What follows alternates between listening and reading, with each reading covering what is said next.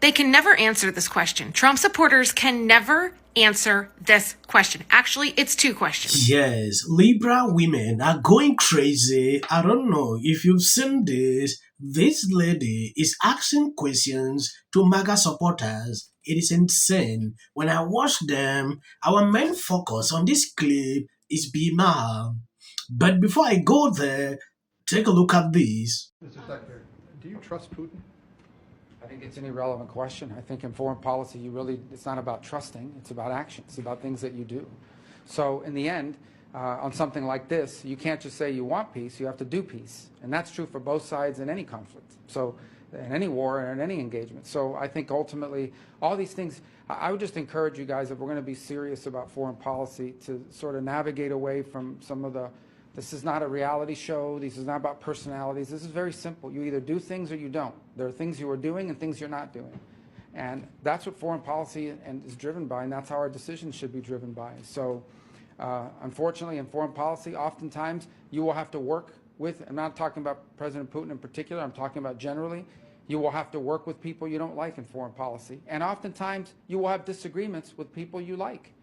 Sometimes you will have to figure out how to work together with nations that are not aligned with you on most issues.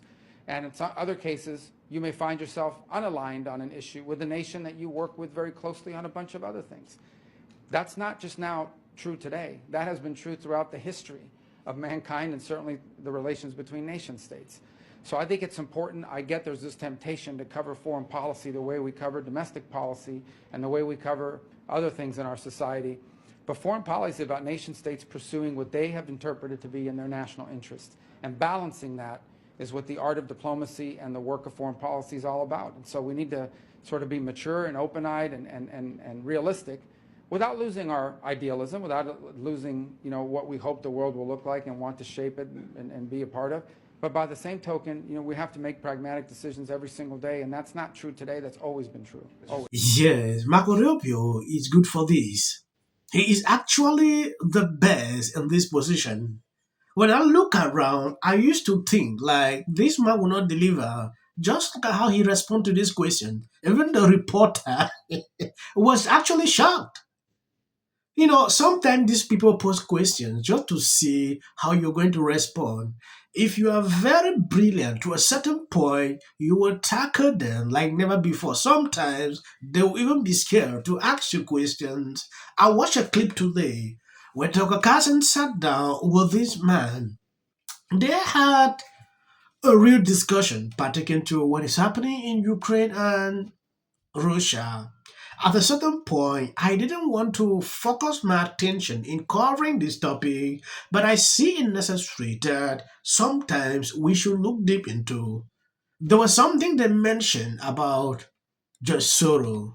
Like he is the so-called, he's actually the, let me not say that.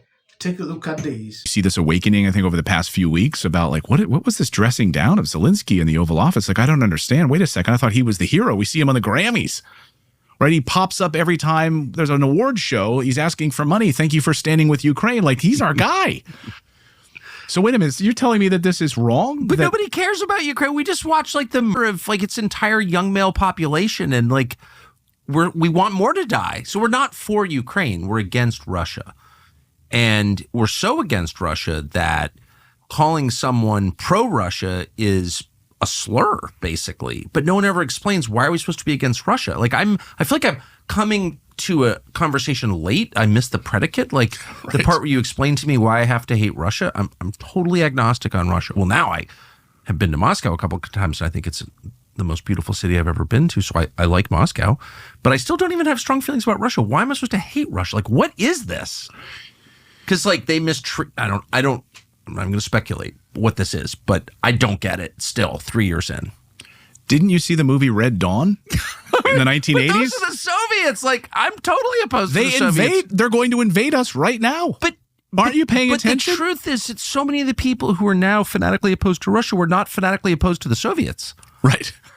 So what the hell is going on? I actually think even the term Ukraine is a distraction from the truth, which is we are at war with Russia. That war is funded by the United States primarily. Some of the attacks on Russia were coordinated by U.S. military personnel in Ukraine.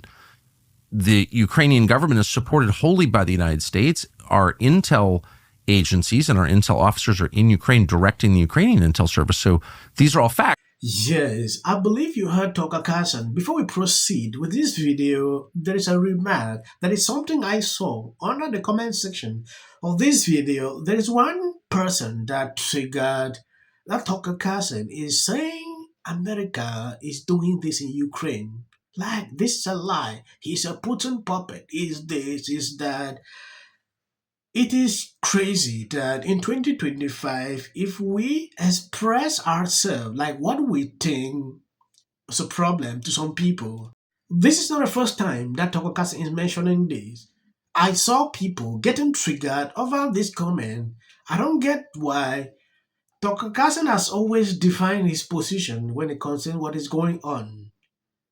Till then, he still maintained that positions. So people lamenting over this, I don't get the point. The Ukrainian government is supported wholly by the United States. Our intel agencies and our intel officers are in Ukraine directing the Ukrainian intel service. So these are all facts. So like, we are at war with Russia, but why? And why the hatred? I think that's a brilliant question. Why? Maybe it goes back to looking at George Soros and his, I think, an essay that he wrote in the 1990s about this, because he's been largely involved in his Open Society project, which is the destruction of Russia. Yes. So the destruction of Russia is meant to enable the expansion of the United States, militarily and economically. We need to destroy Russia. We need to destroy China, according to George Soros, in order for that expansion. So George Soros intimately involved with the expansion of NATO, using Slavic people, not Americans, to die on behalf of George Soros and NGOs like USAID and others to have this massive change. So Adam Schiff said it publicly on the House floor, for crying out loud. I mean, I played that clip a million times. They die over there, so we don't have to. We fight them over there, so we don't have to fight them here. It's the same thing. I don't know if you saw Eric Swalwell last week, for crying out loud. He said this is the greatest investment we've ever made. Meaning, and he said 0 Americans have died, which is a lie, by the way, because there's actually been a number of Americans that have died fighting Russia in Ukraine. Well, a bunch of Americans have died. It'd be interesting to see finally when those families have been told to sign NDAs and not speak about it. I know for a fact that Americans have died in Ukraine fighting Russia. Of course, some of it's on camera, by the way. Yeah, but they'll deny it. They'll say that these were just mercenaries. They weren't tied to it. They're just, they were there. They can never answer this question. Trump supporters can never answer this question. Actually, it's 2 questions. It's the same question, it's just a different level. So the first question is, what would Donald Trump have to do for you to say, I do not approve of the choice/decision that he just made? Okay, so that's question number 1. Number 2, going further, what would Donald Trump have to do for you to withdraw your support from him? Because here's the problem. No Trump supporter that I have asked has been able to answer that question. I can answer it. I don't care if it's Donald Trump's butt in the seat, if we're talking about Biden, if we're talking about Obama, if we're talking about Clinton, if we're talking about Bush. It doesn't matter to me. I can absolutely tell you that there are specific things. For example, had Obama treated Zelensky the way that Trump and J.D. Vance did, I would absolutely be sitting here saying, I do not approve of this. I am very disappointed in the man sitting in the presidential seat. So now you understand what exactly is going on about George Soros. This clip actually opened up a lot of glimpses doubt that I was having. Now going to this lady, she's asking questions. I want to actually know what you think about her questions. This Libra lady is just insane. She seems to be an angry person suffering from TDS at the higher level. That is how I can classify her. I went through her videos. This is all she put out. Every single day going off on Trump. Like, it is insane. Thank you guys for always been there sharing out my videos. God bless you abundantly. If you notice, my voice is back. For the past 3 days, it was extremely difficult to even speak like this. Words were not coming out. Reason, I was just, struggling to put out clips, though, Tell me why. I'm so sorry, Bill. No, tell me why. No, I feel so proud of, I mean, I was never a Republican or a conservative. I was a leftist, and I am still a leftist. I'm just a MAGA leftist now because... That makes no sense. Well,